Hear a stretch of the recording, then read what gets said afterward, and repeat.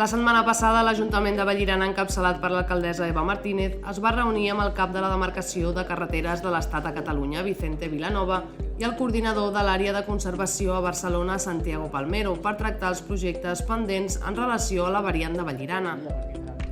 En primer lloc, i després de les queixes dels veïns de la Llibre i dels corresponents estudis sobre l'impacte acústic a la zona, Demarcació de Carreteres va informar que s'està elaborant un estudi amb diverses alternatives per reduir aquest impacte de sonoritat.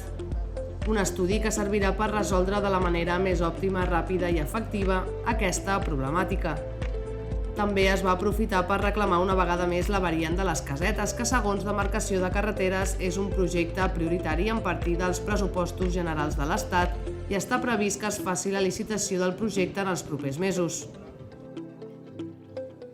Durant la visita es van poder veure les obres previstes per a l'ampliació del centre de control dels túnels que acollirà quan finalitzin les obres al centre de conservació ubicat actualment a la Palma de Cervelló i per tant servirà per centralitzar els serveis. La visita va servir per veure les darreres novetats tecnològiques i de comunicació del centre de control dels túnels, així com el funcionament del sistema de detecció de camions pesats i els nous protocols per a la prevenció d'accidents.